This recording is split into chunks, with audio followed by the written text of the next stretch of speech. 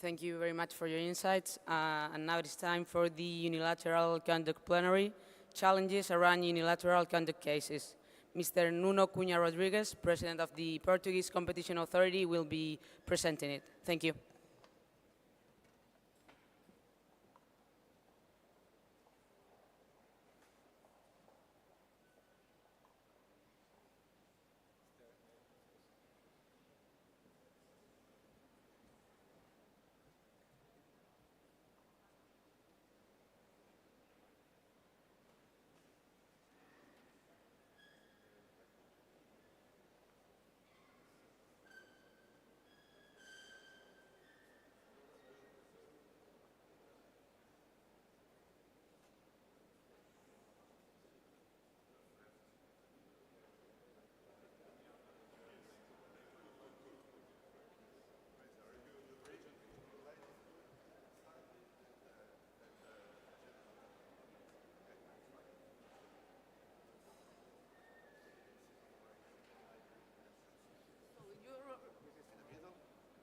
On my right.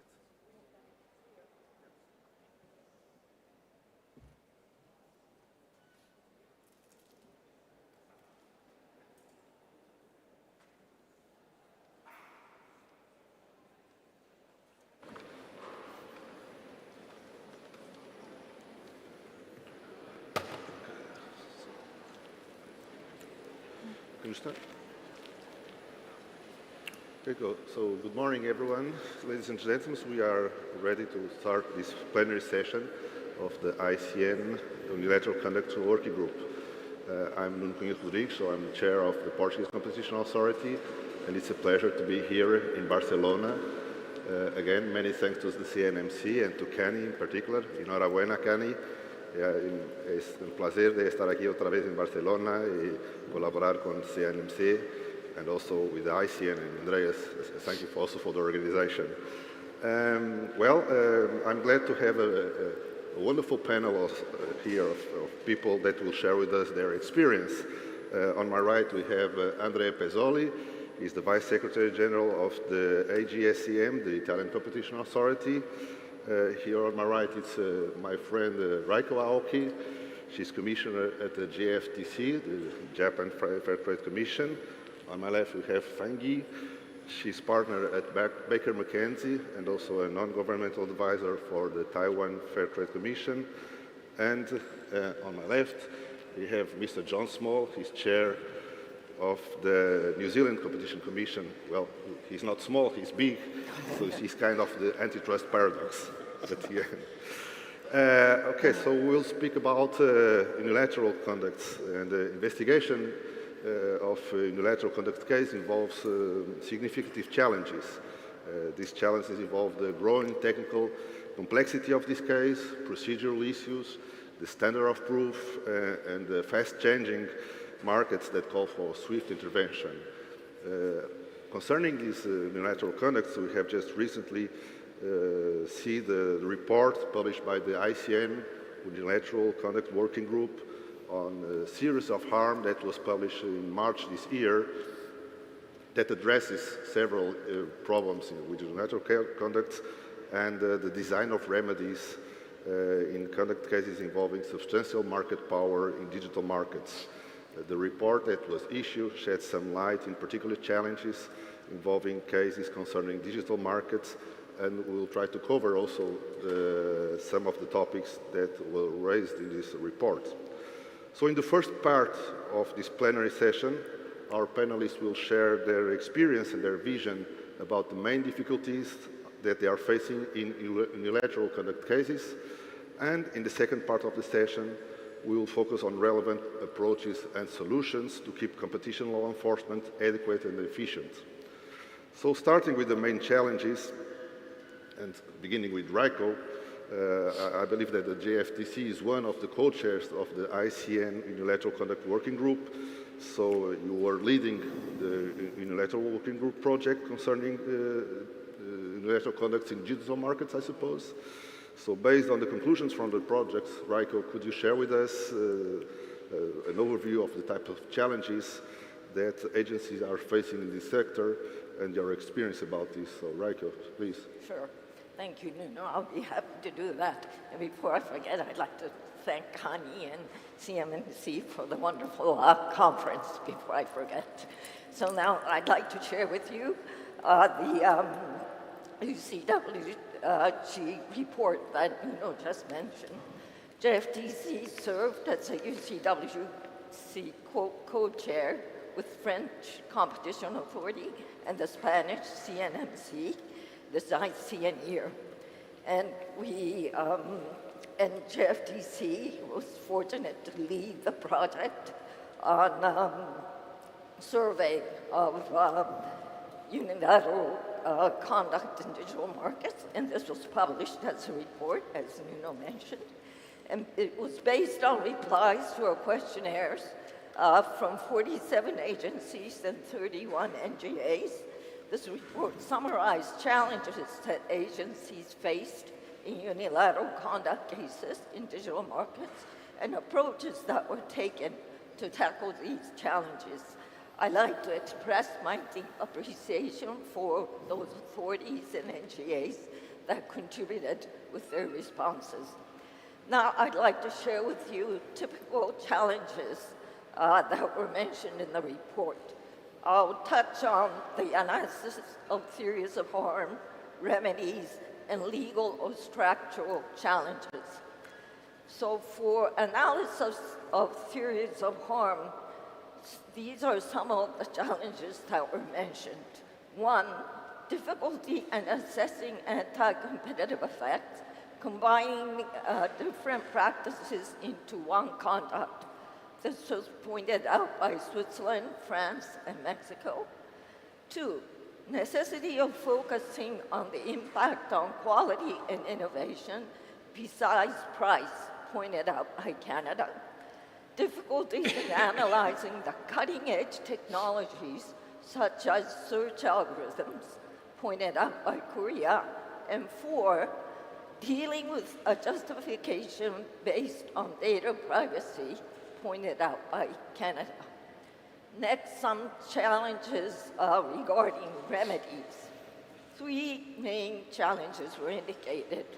One, ensuring that the remedies are sufficient to eliminate the conduct and remain effective in fast-changing market, pointed out by France. The timeliness of the remedies, pointed out by Brazil. And three, the needs of significant human resource for monitoring on implementation status. Now, finally, for legal or structural challenges, one, legislative issues arise from necessity of prohibiting unilateral conduct that do not meet the requirements but have anti-competitive effects due to the difficulty in establishing dominant position. This was pointed out by 11 agencies.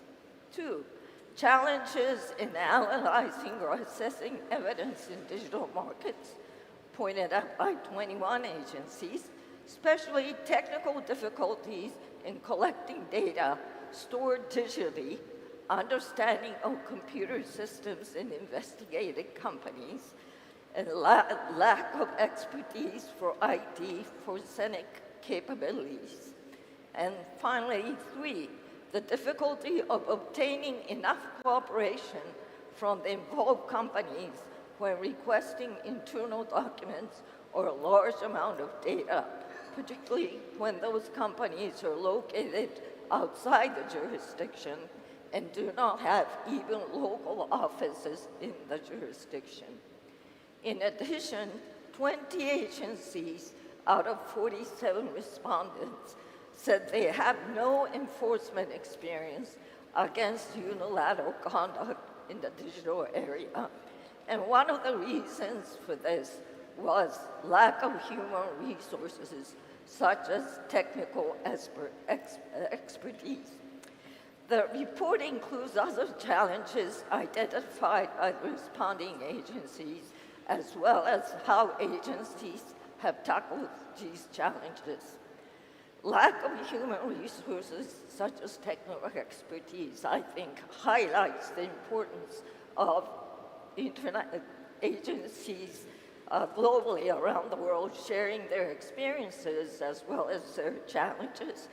And a venue such as the ICN is an ideal venue that we must keep on utilizing in order to challenge the challenges of digital markets together. Thank you. Thank you, Raki, so much for this overview. Now, moving to Andrea, I do know that the Italian Competition Authority has a huge track record of experience in unilateral conducts, both in digital markets and in more traditional markets. So, Andrea, based on your experience, could you let us know about what type of challenges do competition agencies face in order to keep the antitrust toolbox fit for purpose? Andrea? Thank you. First of all, I'd like to thank the organizer of this conference, the Spanish authority, and Cani Fernandez in particular. It's hard to believe that it's been over 2 decades since I contributed to the very first ICN's conference in Naples, and I vividly remember the immense effort it took to make an ICN conference a success. So thank you, really. And thank you for inviting the Italian Competition Authority to be part to this distinguished panel. My aim is to provide some insights concerning unilateral conducts drawn from the enforcement experience of the Italian Competition Authority. In recent years, a number of interesting challenges have been raised mainly from investigations concerning digital markets, but, and I'd like to stress it, valuable lessons may be drawn also from investigations involving much more traditional markets. Let's start from the challenges in defining relevant markets and assessing dominance in platform-based markets. It is evident, I would say it's obvious, that dynamic industries raise significant challenges for market definition and above all for the assessment of market power. Still, in my view, the definition of relevant market continues to play an important role. I mean, shall we say a relevant role? So, in my view, the main challenge comes from the need to predict the scope and the benefits of future competition. In this perspective, the increasing role played by scope and scale economies, mainly but not only because of the availability of data, suggests that in defining relevant markets, we have to look more deeply at what happens on the supply side, facing the risks related to a too broad market definition. In dynamic industries, the difficult task for antitrust agencies is the assessment of potential competition. In particular, the identification of potential competitors in a medium-long term horizon, especially if in the short run they seem just vertically related with the dominant player or even not related at all. This is quite important mainly for mergers, but also for unilateral conducts. I mean, the task may be rather daunting, given that not all concerns can be quantified, though they undoubtedly exist, and perhaps most crucially, because their unpredictable nature may clash with the need for legal certainty. However, what cannot be acceptable is to cope with these challenges just by freezing actual competitive market conditions and dismissing the unpredictable benefits that future competition, especially from today's quotation marks, less efficient competitors may bring. It is worth stressing this point. I mean, the inability to define the scope and to quantify the impact of a conduct doesn't mean that it doesn't exist and that might have an anti-competitive character. I mean, moving to the enforcement experience of the Italian Competition Authority, I can start from the Amazon FBA case, a case that possibly you know both for the dimension of the fine, I mean, 1.3 billion, and because the theory of harm concerning the tying between the possibility to be classified as a prime reseller and the need to buy the logistics services from Amazon FBA is by and large one of the concerns of the case currently run by the Federal Trade Commission. In this case, defining the relevant market we privilege the retailer perspective while considering indirectly the effects on final consumers on the other side of the marketplace. As in most of the investigations concerning multi-sided platforms, we have to deal with the dilemma which is the best method: a separated market approach, the so-called side-by-side method, privileged by the European Commission, or the US approach aimed at assessing dominance, looking at the platform as a whole. We opted for the former, and I think that the outcome is not that different from what could emerge from the latter approach. Until now, we had not to explicitly define a dominant position with respect to the so-called ecosystem.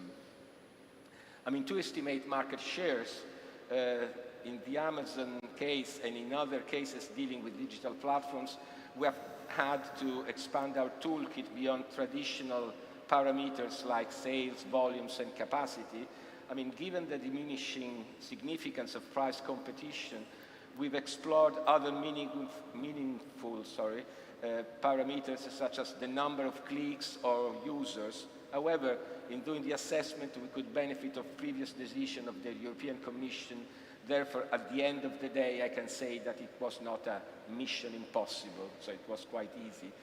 Much more challenging, I think, has been the definition and the assessment of the markets affected by the abusive conduct, particularly when the conduct concerned innovative services or even nascent markets, as in two cases involving Google.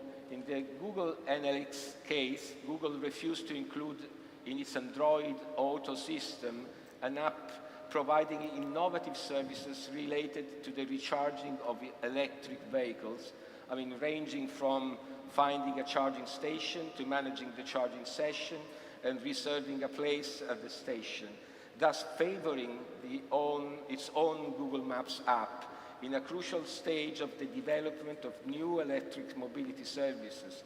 It was not easy to identify properly the scope of the restriction. In another case, the Google HODA case, Google refused interoperability in sharing data on its platforms with HODA. That was a startup that developed an innovative data portability service allowing consumers to monetize their individual data. Again, a nascent market, and the boards of this market were not clearly defined.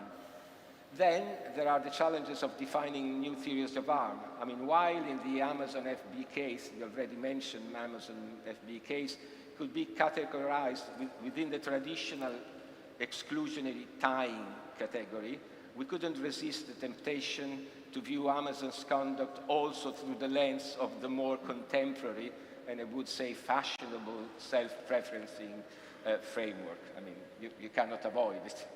A bit more intricate is defining the theory of harm in cases at the intersection of antitrust and privacy concerns. Take the already mentioned Google HODA, the one concerning the interoperability, recently resolved with committance, where the alleged abusive conduct, obstacles to interoperability, appeared to infringe both competition law and the GDPR, the European Privacy Regulation. Similarly, in another case, Apple ATT case, where it is contested Apple's imposition of a more restrictive policy on cookies on third-party developers compared to Apple itself, privacy could be viewed either as a qualitative factor or as an ingredient of discriminatory strategy, specifically a self-preferencing strategy. I mean, the strategic use of privacy as a business justification to pursue anti-competitive advantages currently addressed in numerous Apple ATT investigations, I mean, show the tensions between these two areas of law. In my view, it might be argued that rather than strengthening the antitrust enforcement against gatekeepers and their data strategies, the explicit inclusion of privacy harms in antitrust proceedings turns out to be a potential course for competition authorities, providing players with an opportunity for regulatory gaming to undermine the antitrust enforcement. But, and going to the conclusion of my first round, it's not all about the digital realm. Valuable insights have also emerged from more traditional investigation. In this regard, I'd like to conclude this first intervention by highlighting the European Court of Justice preliminary ruling on Unilever Italia, a less recent case involving the market of packaged ice cream and featuring quite traditional practices like fidelity discounts or exclusivity clauses. The European Court of Justice emphasized the crucial role of economic reasoning, and as an economist, I'm quite happy, but I'm even happier when it underscored that economic analysis need not always result in quantitative metrics and shouldn't be confined to implementing the so-called as efficient competitor test. However, even when the application of the test might be required, it should be approached with a dynamic perspective. And for now, I'd stop here. Okay, Andre, many thanks for your clear presentation and for speaking about new series of harm, for the challenges that are posed with the connection between privacy and competition laws, which is a challenge for all the competition authorities nowadays. And finally, I guess for reminders that we still have the traditional markets to deal, so it's not only about digital, of course. So now moving from Europe to Asia, we have Fang Yi. Again, I'd like to hear from you about your experience in Taiwan. I do know that you have some experience to relate us about digital markets and one particular case. So looking forward to hear from you, Fang. Yeah, thank you. Thank you for having me here today.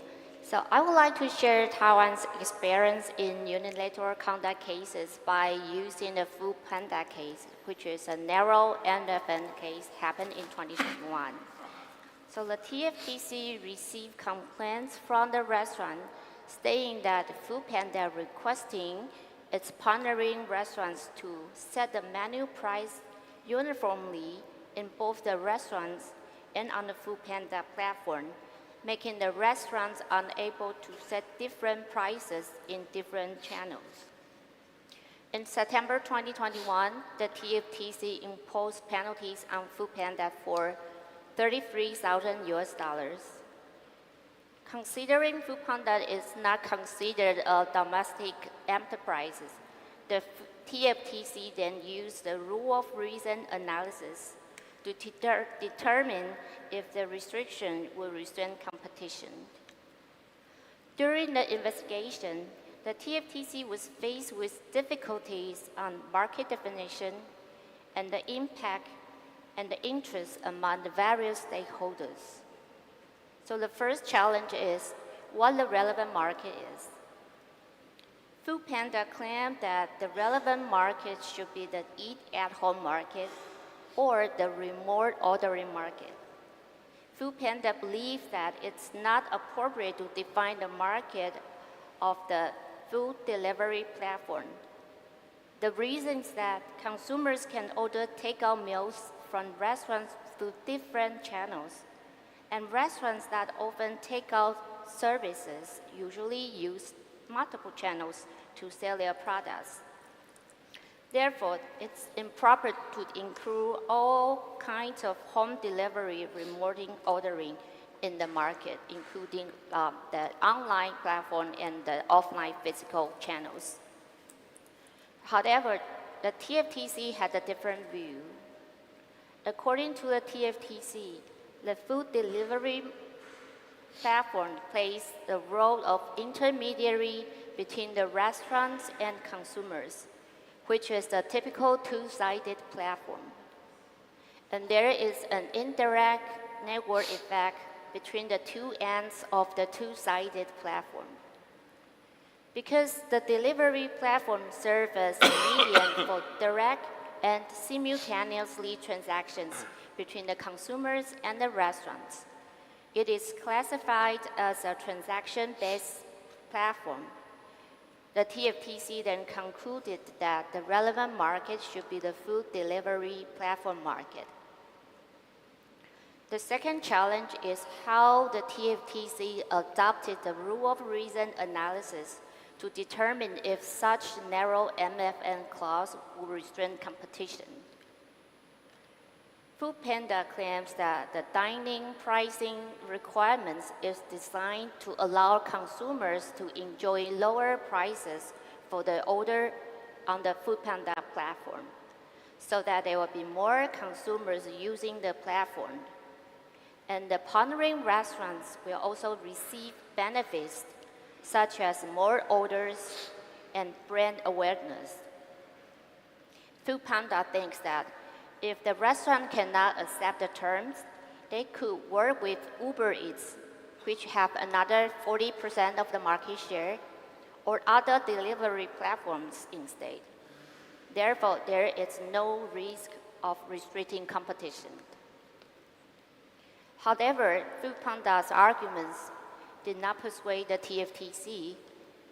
The TFTC believes that Foodpanda's narrow MFN cost has restrained competition.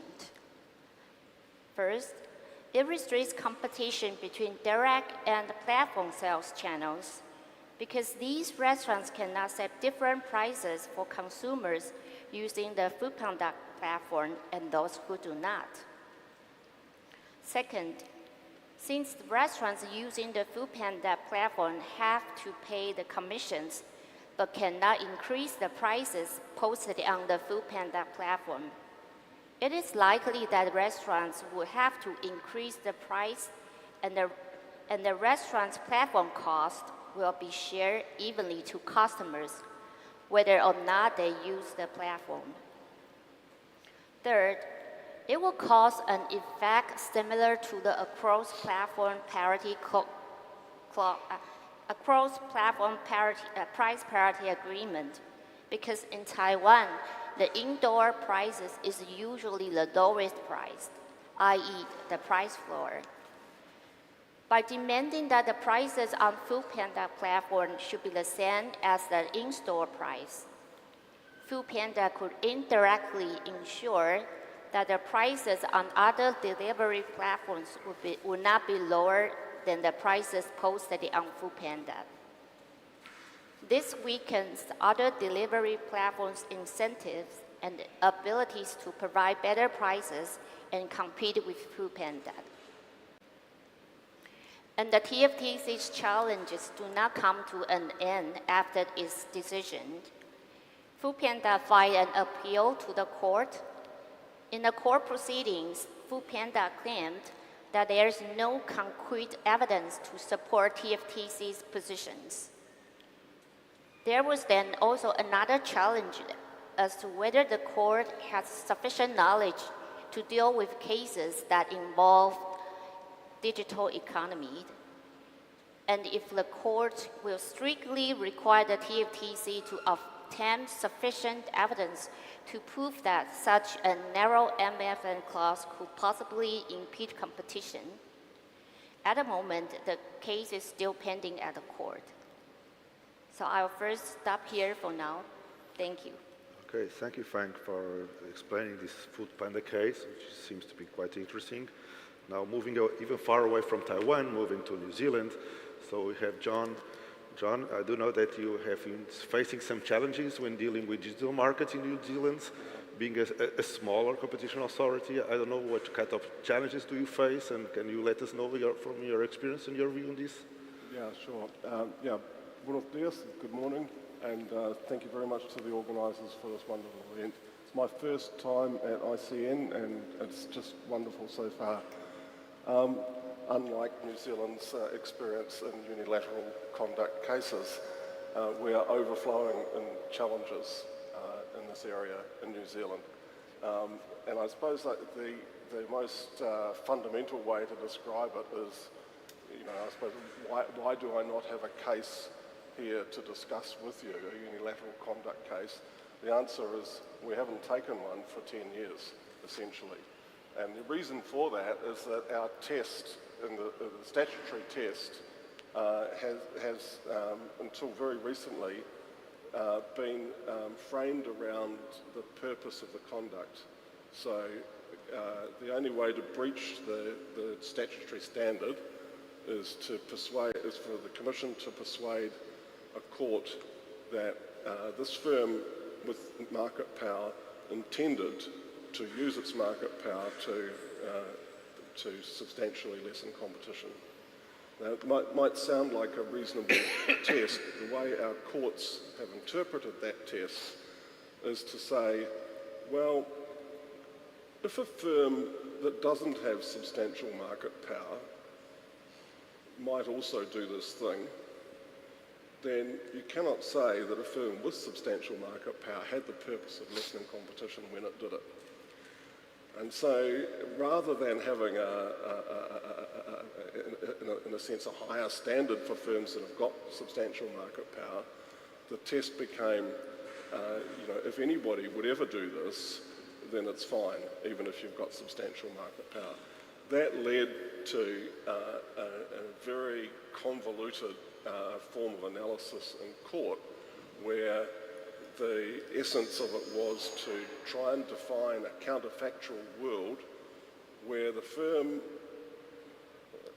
who's being accused of unilateral conduct, the firm looks exactly, more or less the same as it does now. It's still a big firm, but it faces competition. And then you say, and you imagine that world.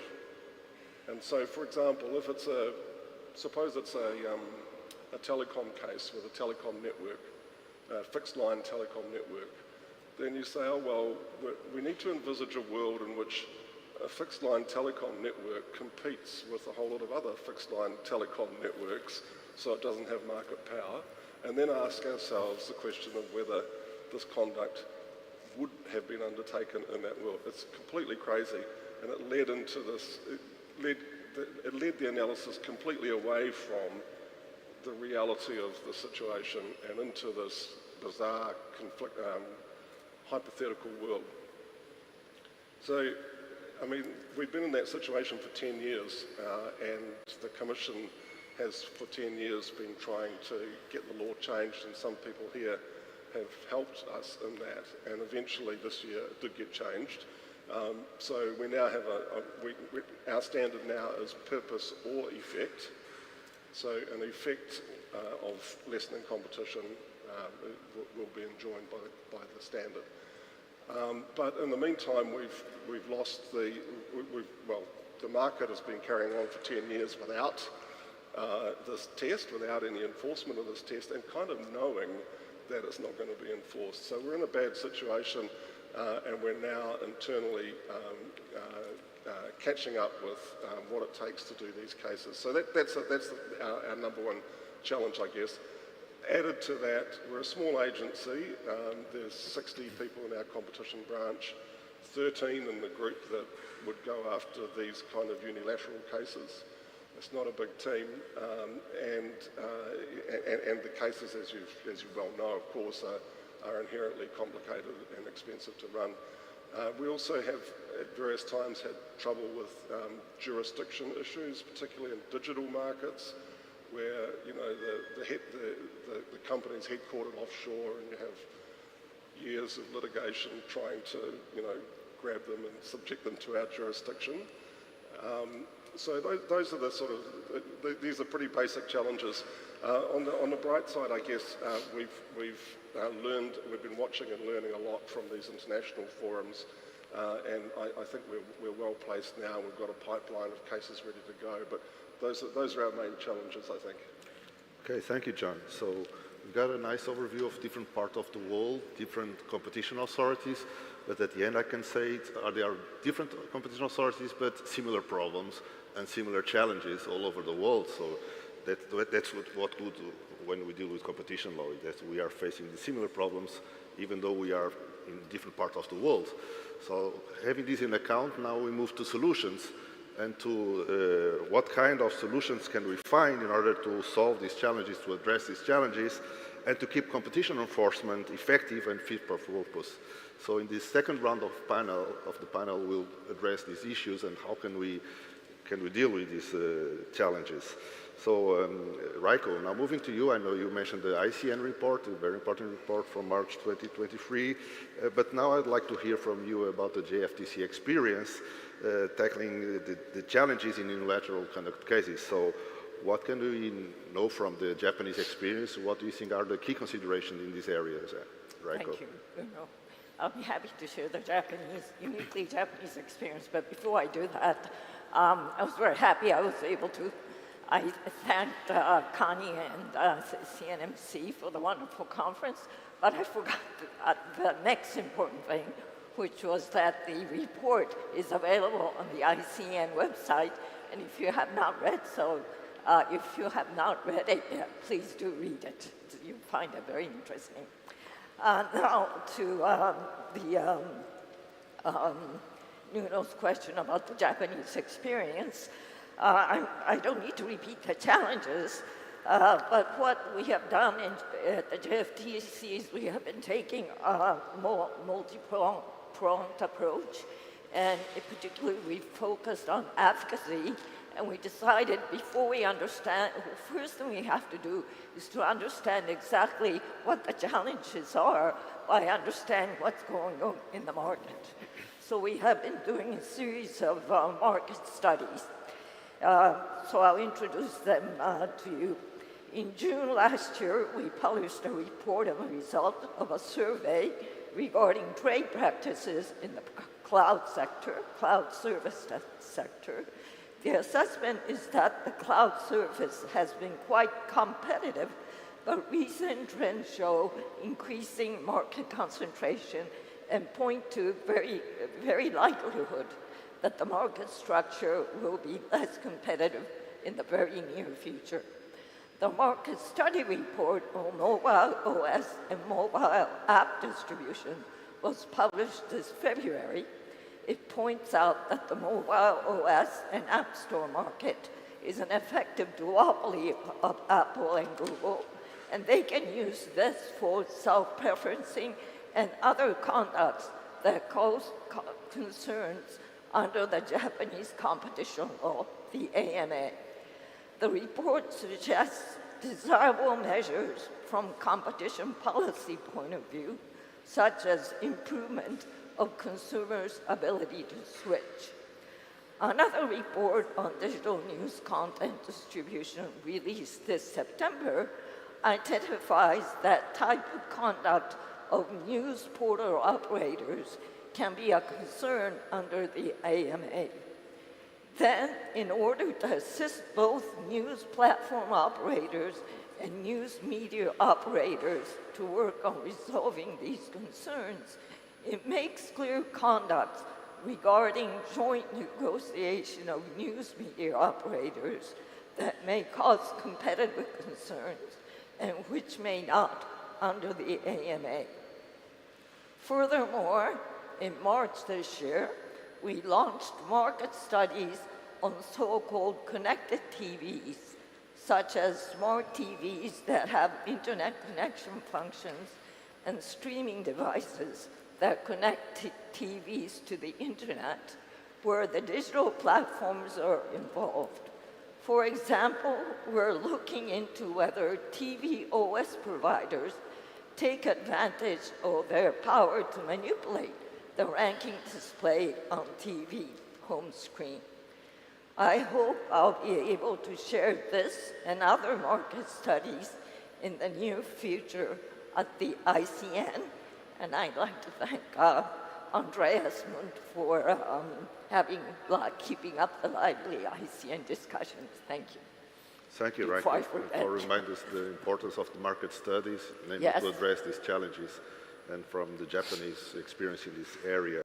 Now moving to you, Andrea, you mentioned the track record that you have in the Italian Competition Authority in the digital markets. You mentioned all these cases, Amazon and all that.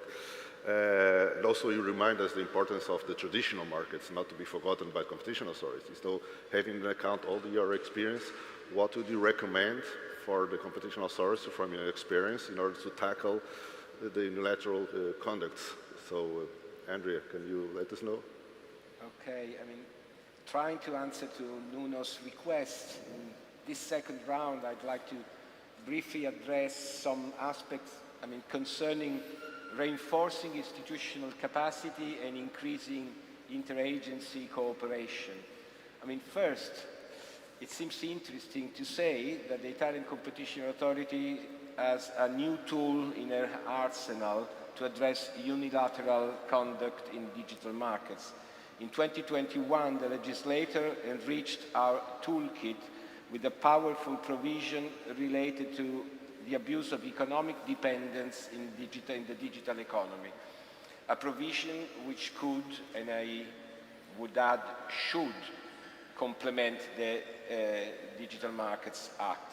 A distinguishing feature of this new provision is that it allows for the presumption of economic dependence when the conduct involves major digital platforms. I mean, the legal basis, I must say, a presumption, and I want to underline that is rebuttable. So it is not necessarily an automatic game. I mean, this legal basis prompted an investigation against Meta, which interrupted negotiation with CIAE, the largest collecting Italian society for licensing musical rights, for the use of artistic music, and subsequently removed their musical content from its platforms. I mean, the investigation is ongoing. We'll see. I'm quite curious, but because we would like to arrive at a new jurisprudence with this tool that has to be handled with care, because it hasn't to be interpreted as a shortcut rather than the abuse of dominance, but I mean, could be usefully implemented. Second, the use of commitment decisions and interim measures for timely intervention. I mean, we have favored this approach in the previously mentioned case, adopting a commitment decision in the Google order one and imposing interim measures in the just mentioned Meta CI case. But above all, I want to stress the growing need for cooperation with other national competition authorities, both at the EU level and beyond. More than ever before, the assessment of unilateral conduct, not just in digital cases, requires a higher degree of collaboration. I mean, our regional network, the European Competition Network, has proven to provide an effective cooperation framework on competition enforcement. I can mention, I mean, the Italian experience, I can mention the fruitful collaborations in cases like Booking, a case concerning price parity clauses, jointly investigated with the French agency and the Swedish authority. The Lydian case, a case concerning excessive pricing in the pharmaceutical sector, again with Netherlands and Spain, and the already mentioned Amazon FBA and the Aspen case, another case concerning excessive pricing in the pharma industry, where the collaboration with the European Commission was extremely strict, extremely daily collaboration. At the global level, the ICN provides a unique forum to deepen our relationships with other overseas agencies and shape international best practices in antitrust. For instance, I mean, the Italian Competition Authority recently formalized a memorandum of understanding with the Australian authority. Finally, I would like to conclude with a remark on the intersection of competitive concerns with other vital public interests, including personal data protection, consumer protection, and information pluralism. I mean, to navigate these complex waters effectively, more extensive collaboration with public authorities, government agencies, and independent bodies responsible for promoting and safeguarding these public interests is essential. It's not easy.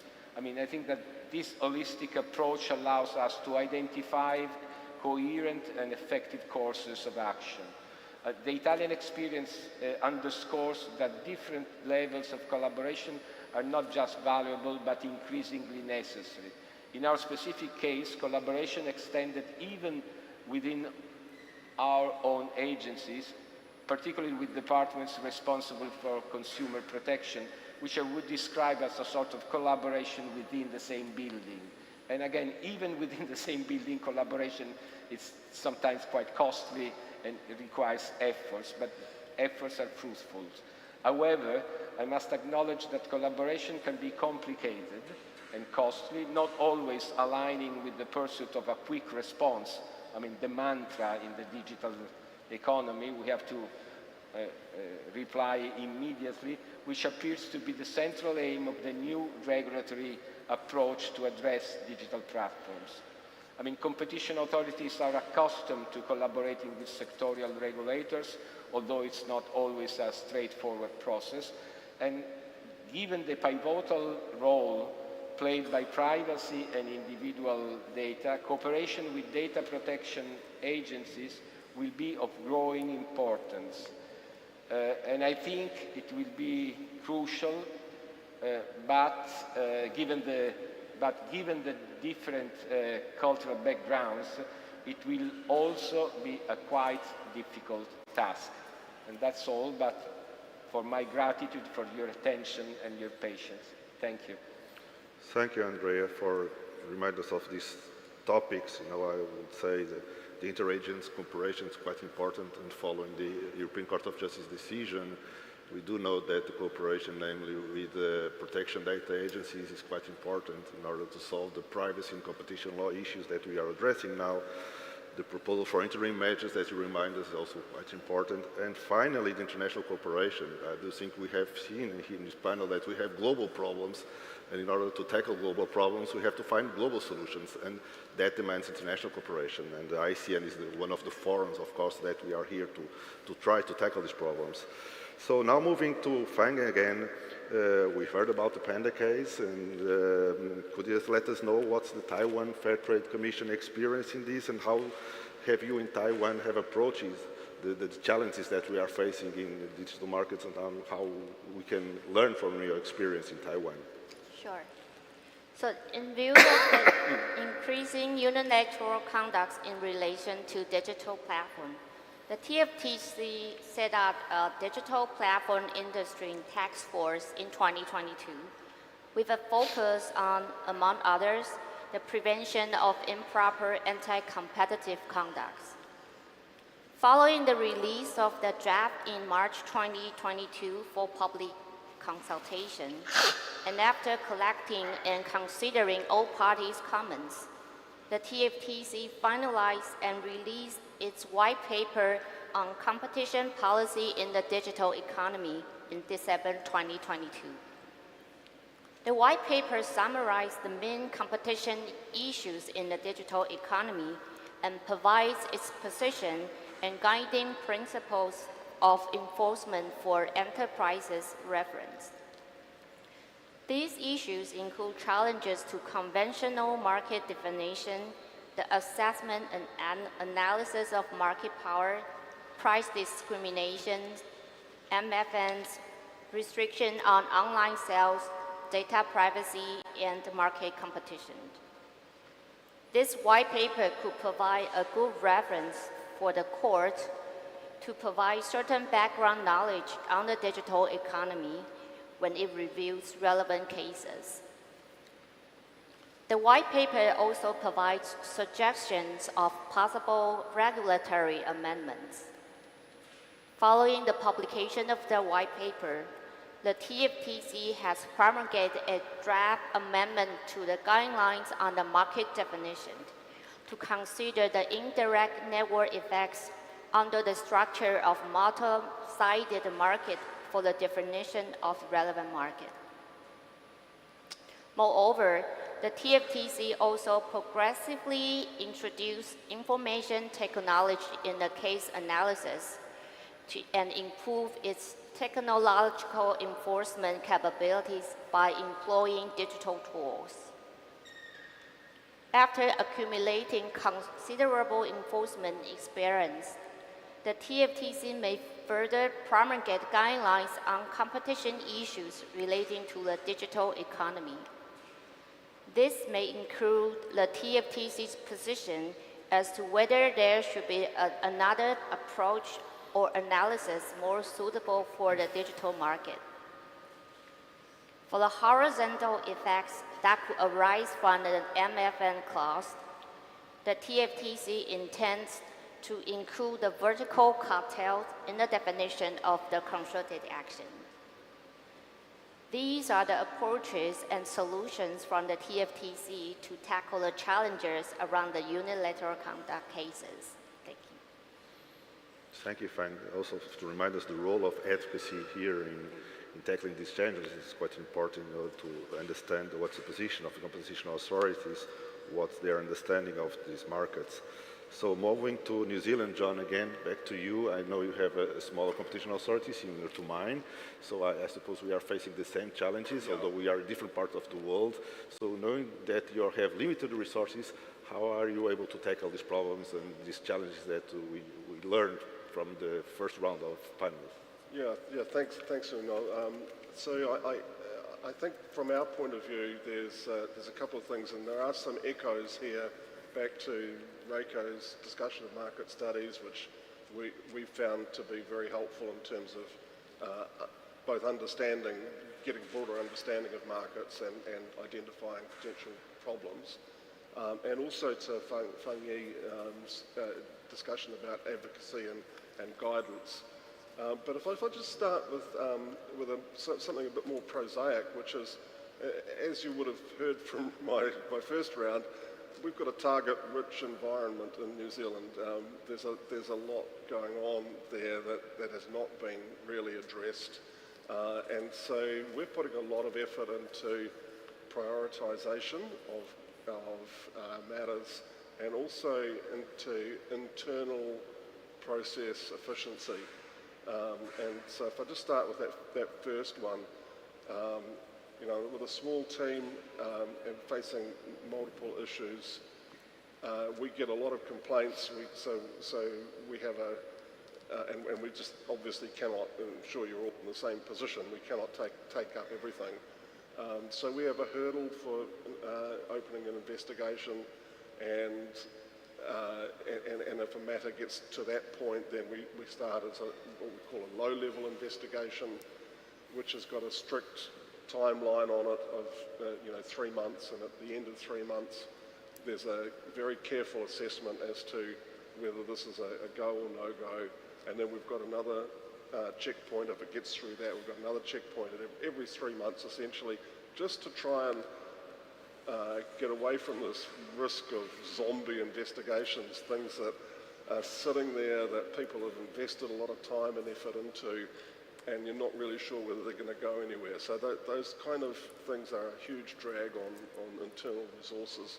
So we're putting a lot of effort into that, and I think that's starting to pay off, and including in that process, in those decisions, prioritisation about if this matter was to go all the way, how much would it cost, how long would it take, and what's the opportunity cost, if you like, what matters would we have to not pursue if we took this one.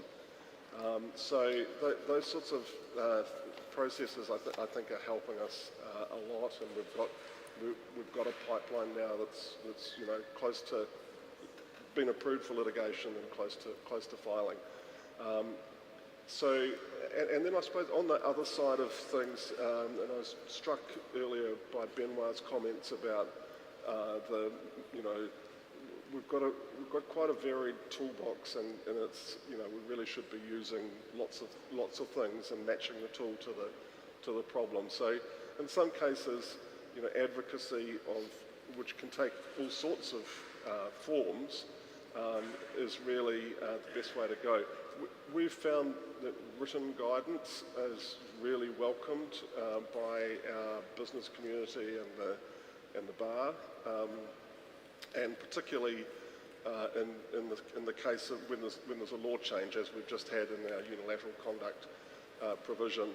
So we put out some guidance. You've got to be very careful about how you write this guidance, obviously, because in a sense you're binding yourself. But we gave the community as much certainty as we could on that, and that was greatly appreciated.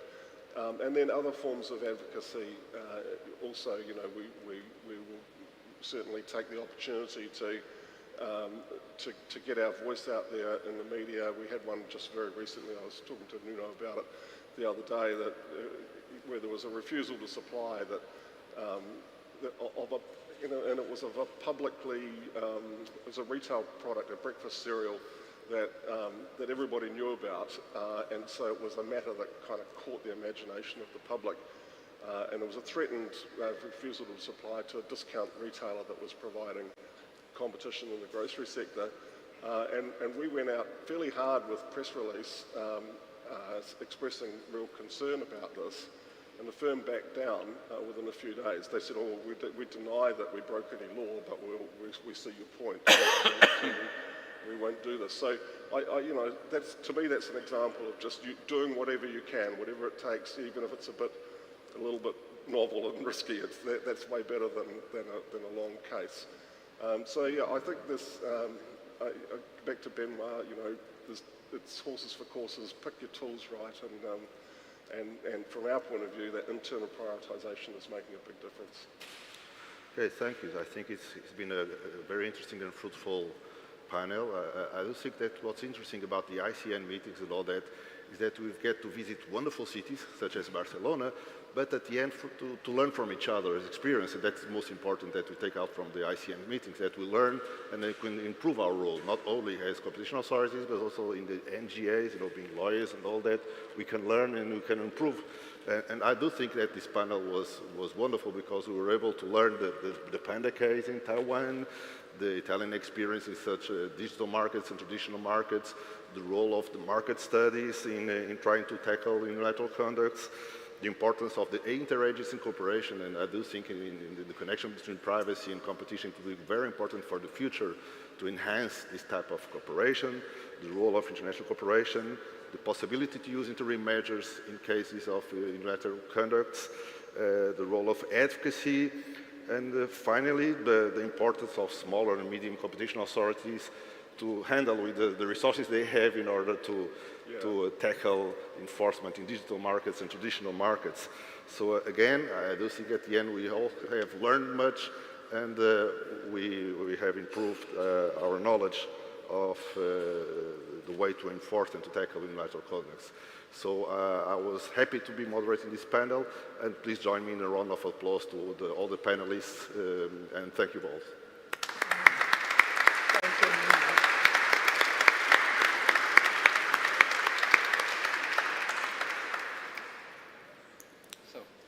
Thank you for the wonderful wrap-up.